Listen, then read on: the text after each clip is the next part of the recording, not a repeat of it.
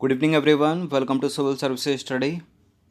Practice set number 573 पर आज UPPCS के लिए और प्रैक्टिस करेंगे। इसमें हम मध्यकालीन भारतीय इतिहास के प्रश्नों पर ही देखिए। पिछले 5 6 7 टेस्ट जो हुए हैं वो मध्यकालीन भारतीय इतिहास के हैं, बैक टू बैक। ठीक है, जल्दी से कवर कर देंगे 2 से 3 सेटों में। इनको प्रैक्टिस करते रहिएगा। हर टेस्ट की इंपॉर्टेंट है, सारे के सारे प्रश्न ऐसे ही पूछे जाते हैं। चलिए, क्वेश्चन नंबर 1 का आंसर सोचिए क्या हो सकता है। हदीस क्या है? इस्लामिक कानून है, बंदोबस्त कानून है, सल्तनत कालीन कर है या मनसबदार को कहा जाता है? हदीस है इस्लामिक कानून, ऑप्शन नंबर ए। तो हदीस मुसलमानों का एक धर्म ग्रंथ है, ठीक है, जिसमें मोहम्मद साहब के बचनों और शिक्षाओं का संग्रह है। इस्लाम धर्म दुनिया के सभी मुसलमानों के लिए एक पवित्र कुरान के बाद सबसे ज़्यादा महत्व जो है हदीस का है। ठीक है, एक तरह से इसे व्यवस्था चलाई जाती है। ठीक है, तो इस ग्रंथ के अनुसार, ठीक है, इस कानून के अनुसार। चलिए, पूछा हुआ प्रश्न है ये। क्वेश्चन नंबर 2 पर आ जाइए। सल्तनत काल में फाफजिल का क्या अर्थ था? सल्तनत काल में फाफजिल का क्या अर्थ था? क्या अभिजात वर्ग को दिया जाने वाला अतिरिक्त भुगतान होता था, या वेतन के बदले में निर्धारित मालगुजारी, या किसानों से की जाने वाली गैरकानूनी जबरन वसूली थी, या इक़्तादारों द्वारा सरकारी खजाने में जमा की जाने वाली अतिरिक्त राशि थी? क्या थी, क्या था फाफजिल? यही, ठीक है, एक अतिरिक्त धनराशि थी वो, जो इक़्तादारों द्वारा सरकारी खजाने में जमा की जाती थी। देखिए, इक़्तादार जो है वो अपनी इक़्ता में प्रशासनिक व सैनिक कार्यों को पूरा करता था। इक़्ता यानी जो क्षेत्र उसको दिया जाता था, वह इक़्ता से प्राप्त राजस्व में अपना वेतन तथा प्रशासनिक व सैनिक खर्च निकालकर शेष रकम को सुल्तान के राजकोष में जमा कराता था। ठीक है, ये जो शेष रकम है ना, इसी को कहा जाता था फाफजिल सल्तनत काल में। क्वेश्चन नंबर 3 पर आ जाइए। किसके सिक्कों पर बगदाद के अंतिम खलीफा का नाम सबसे पहले अंकित हुआ? किसके सिक्के थे वो, बताइए। Alauddin Masud Shah, option number D. तो अलाउद्दीन मसूद शाह के सिक्कों पर बगदाद के अंतिम खलीफा का नाम सर्वप्रथम अंकित हुआ। दस्तरबंदान कौन कहलाते थे? दस्तरबंदान उलेमा कहलाते थे। देखिए, दस्तारबंदान, कहीं कहीं दस्तरबंदान लिखा है। ठीक है, उलेमा कहलाते थे वो। उलेमा सल्तनत काल में मुस्लिम धार्मिक गुरु थे, जिनका कार्य क्या होता था? मुस्लिम कानूनों की विवेचना करना। इसके बाद भी उलेमाओं की अति सक्रियता और बेवजह सुल्तान पर मुस्लिम कानूनों के अनुपालन की प्रवृत्ति को अलाउद्दीन खिलजी और मोहम्मद तुगलक जैसे शासकों ने नियंत्रित करते हुए उनके अनावश्यक हस्तक्षेप को रोकने का प्रयास किया। मोहम्मद है ये। क्वेश्चन नंबर 5 पर आ जाइए। निम्न में से किस शासक ने सबसे पहले जजिया कर समाप्त किया? कौन सा शासक था वो जिसने सबसे पहले जजिया कर समाप्त किया? जैनुअल आबदीन ने। ठीक है, ऑप्शन नंबर ए। तो जैनुअल आबदीन ने सबसे पहले जो है जजिया कर समाप्त किया था। भारतीय इतिहास में कुछ ऐसे शासक हुए जिनकी नीतियां समकालीन युग के ऊपर उठकर सभी युगों एवं सभी क्षेत्रों के लिए महत्वपूर्ण हो जाती हैं। अतः आबदीन को कश्मीर का अकबर कहा जाता है। निम्नलिखित स्थानों में से किसे भारत का सिराज कहा जाता था? भारत का सिराज जौनपुर को कहा जाता था। तो जौनपुर को भारत का सिराज यानी सिराज हिंद कहा जाता है। ठीक है, देखिए, फिरोज तुगलक ने अपने चचेरे भाई मोहम्मद जौना खां की स्मृति में जौनपुर की स्थापना की थी, जो बाद में सरकी साम्राज्य की राजधानी बनी। सल्तनत कालीन प्रशासनिक व्यवस्था किसमें आधारित थी? अरबी में, फारसी में, ईरानी में, या अरबी फारसी दोनों? अरबी फारसी दोनों। तो सल्तनत काल में भारत में एक नई प्रशासनिक व्यवस्था की शुरुआत हुई, जो मुख्य रूप से अरबी फारसी पद्धति पर आधारित थी। सल्तनत काल में प्रशासनिक व्यवस्था महत्वपूर्ण रूप से इस्लाम धर्म पर आधारित थी और प्रशासन में उलेमाओं की महत्वपूर्ण भूमिका होती थी। क्वेश्चन नंबर 8 पर आ जाइए। सल्तनत काल में सुल्तान की उपाधि किसके द्वारा प्रारंभ की गई? देखिए, दिल्ली सल्तनत से बहुत प्रश्न बनते हैं, कॉम्पिटिटिव एग्जाम में अलग अलग तरह से पूछे जाते हैं। ठीक है, अपार संग्रह है प्रश्नों का। बताइए, सुल्तान की उपाधि इंपॉर्टेंट हो गया है प्रश्न। सल्तनत काल में सुल्तान की उपाधि किसके द्वारा प्रारंभ की गई थी? तुर्कों के द्वारा। तो सुल्तान की उपाधि जो है तुर्क शासकों द्वारा प्रारंभ की गई। इंपॉर्टेंट है, महमूद गजनवी का नाम।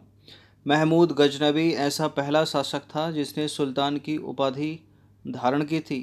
दिल्ली में अधिकांश ने अपने को खलीफा का नायक पुकारा, परंतु एक शासक हुआ कुतुबुद्दीन मुबारक खिलजी, इसने स्वयं को ही खलीफा घोषित कर डाला।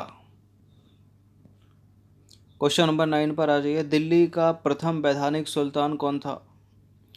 कौन था दिल्ली का प्रथम वैधानिक सुल्तान? वही था जिसको कहा जाता है गुलामों का गुलाम और रजिया सुल्तान के पिताजी, मतलब इल्तुतमिश।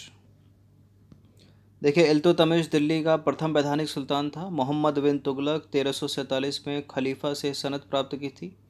ठीक है, फिरोज तुगलक मुस्लिम भारत का पहला सुल्तान था जिसने अपने सिक्कों पर खलीफा का नायब खुदवाया। ये छोटे से पैरे से 3-4 प्रश्न निकलते हैं। ठीक है, दिल्ली का पहला प्रथम वैधानिक सुल्तान कौन? इल्तुतमिश। किसने 1347 में खलीफा से सनद प्राप्त की? मोहम्मद बिन तुगलक। ठीक है, और फिरोज शाह तुगलक मुस्लिम भारत का प्रथम सुल्तान जिसने अपने सिक्कों पर खलीफा का नायब खुदवाया। अपने शासनकाल के अंतिम 6 वर्षों में उसने खलीफा से 2 बार सनद प्राप्त की। ठीक है, किसने? फिरोज शाह तुगलक ने।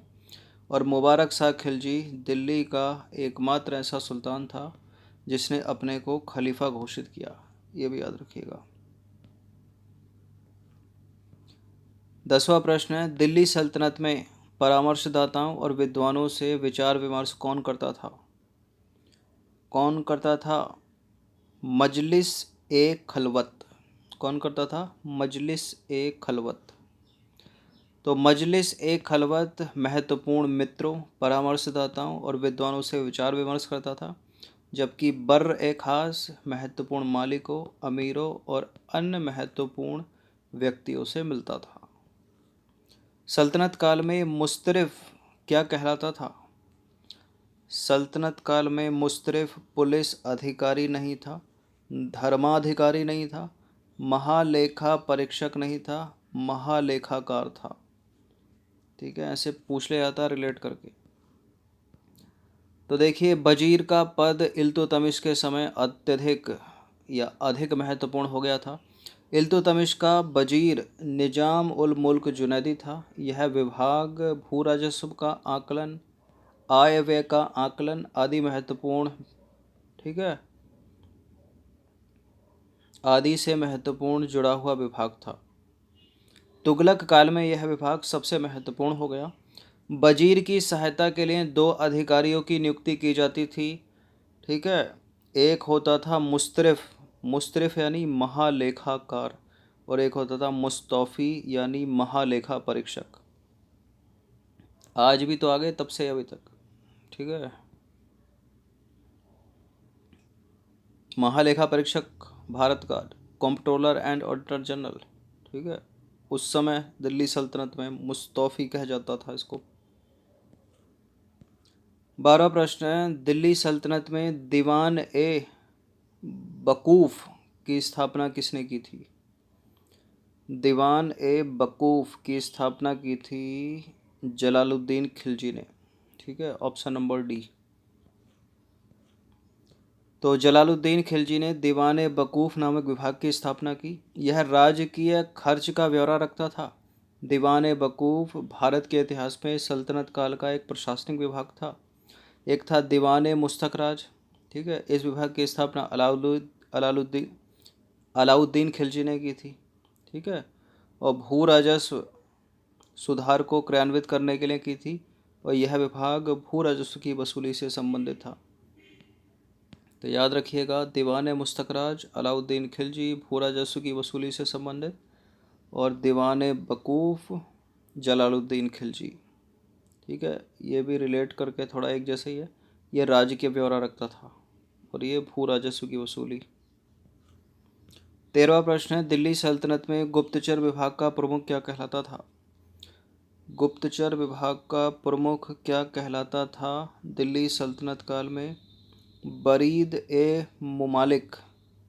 ठीक है, ऑप्शन नंबर सी। दिल्ली सल्तनत में देखिए कुछ ऐसे विभाग थे जो समय पर विभिन्न शासकों द्वारा स्थापित किए गए। एक गुप्तचर विभाग भी होता था जिसका प्रधान बरीद ए मुमालिक होता था। एक विभाग बड़ा पूछा जाता, दीवान ए अर्ज, इसकी स्थापना की थी बलबन ने, और यह विभाग सेना की नियुक्ति, उनके प्रशिक्षण और सैनिक प्रशासन से जुड़ा हुआ था। अलाउद्दीन खिलजी के समय इस विभाग के उत्तरदायित्व और भी बढ़ गए जब उसने हुलिया और दाग की प्रणाली अपनाई। ठीक है, घोड़ों को दागना स्टार्ट कर दिया। जो सैनिक कार्य के लिए घोड़े उपयोग होते थे, उनकी पहचान के लिए। क्वेश्चन नंबर 14 पर आ जाइए। दिल्ली सल्तनत में कारखानों का प्रधान कौन कहलाता था? कौन होता था दिल्ली सल्तनत में कारखानों का प्रधान? वकील ए दर। देखिए, सल्तनत काल में वकील ए दर कारखानों का प्रधान होता था। यह राजकीय कारखानों का निरीक्षण करता था। कुछ अन्य प्रमुख अधिकारी थे जो पूछ ले जाते हैं एग्जाम में, जैसे कि दीवान ए हाजिब, सर ए जानदार, अमीर ए मजलिस, अमीर ए अखुर और सहना ए पील। सहना ए पील यह हस्तशाला का प्रधान होता था। अमीर ए अखुर यह शाही अस्तबल का प्रधान होता था। अमीर ए मजलिस यह शाही दावतों और आयोजनों की देखरेख करता था। और सर ए जानदार यह सुल्तान की व्यक्तिगत सुरक्षा से जुड़ा हुआ था। ठीक है, तो जानदार व्यक्ति होना चाहिए ना सुल्तान की व्यक्तिगत सुरक्षा करने के लिए, इस तरह से रिलेट कर लो इसको। और दीवान हाजिब यह दरबार की कार्यवाहियों की देखरेख करता था। क्वेश्चन नंबर 15 पर आज अंतिम प्रश्न है ये। दिल्ली सल्तनत के शासकों के वंश को बढ़ते हुए कालखंडों में व्यवस्थित करें। तुर्की शासक, खिलजी शासक, तुगलक शासक, सैयद शासक। तो तुर्की शासक ही आएंगे सबसे पहले, उसके बाद खिलजी वंश के शासक आएंगे। ठीक है, उसके बाद आएंगे तुगलक वंश के शासक, फिर आएंगे सैयद वंश के शासक। तो ये तो 1 2 3 4 हो गया, सी हो गया। तो तुर्की शासक 1206 से लेकर 1290, उसके बाद खिलजी वंश के शासक 1290 से 1320, उसके बाद तुगलक शासक 1320 से लेकर 1414, फिर आएंगे सैयद शासक 1414 से 1451। ये इस तरह से एग्जैक्ट सन के साथ इनको याद कर लीजिए लिख लिख कर। तो 15 प्रश्न थे ये मध्यकालीन भारतीय इतिहास के, इनकी प्रैक्टिस एक बार कर लीजिएगा। बहुत प्रश्न बनते हैं दिल्ली सल्तनत से। धन्यवाद।